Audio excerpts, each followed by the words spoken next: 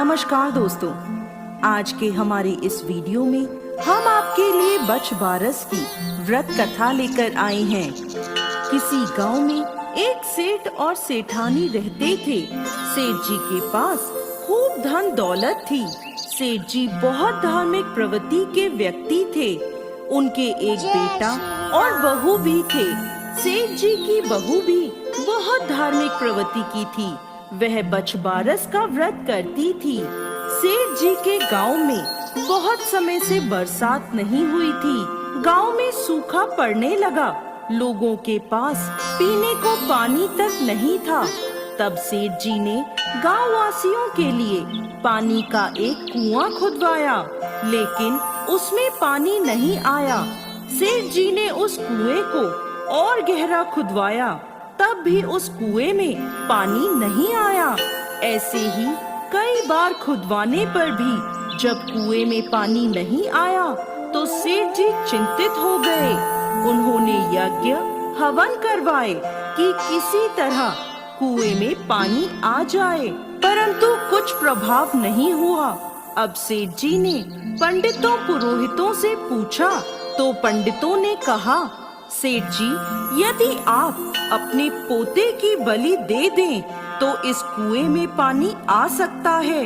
यह सुनकर सेठ जी चिंतित हो गए कि वह कैसे अपने पोते की बलि दे दें। अपने बेटे बहू से क्या कहें।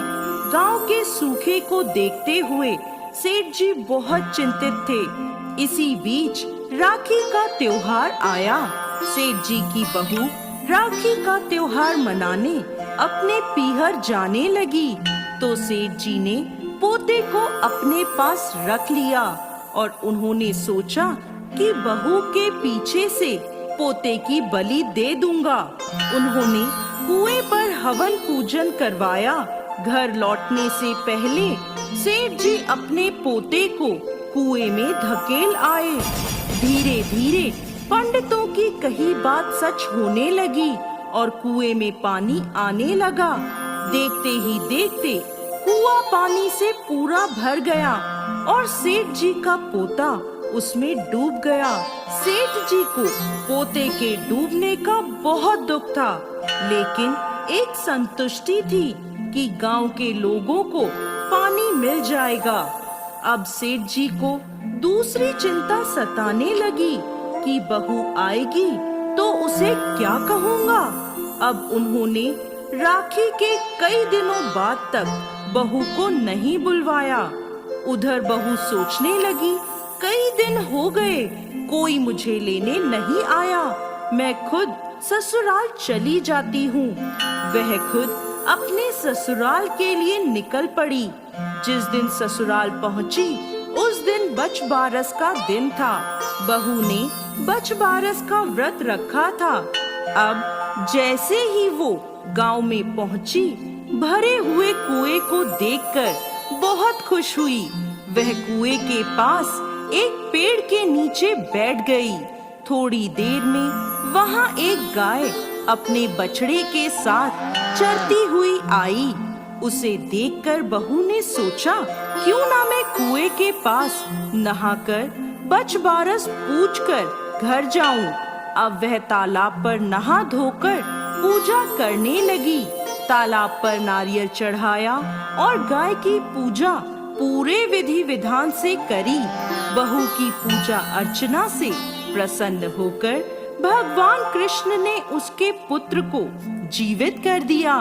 वह जैसे ही पूजा कर पीछे मुड़ी, उसे अपना पुत्र वहां खेलता हुआ दिखाई दिया। वह अपने बेटे को लेकर घर की ओर चल दी। सेठ जी को जैसे ही यह समाचार मिला कि बहू वापस आ रही है, सेठ जी चिंतित होकर कुएं की ओर चल दिए।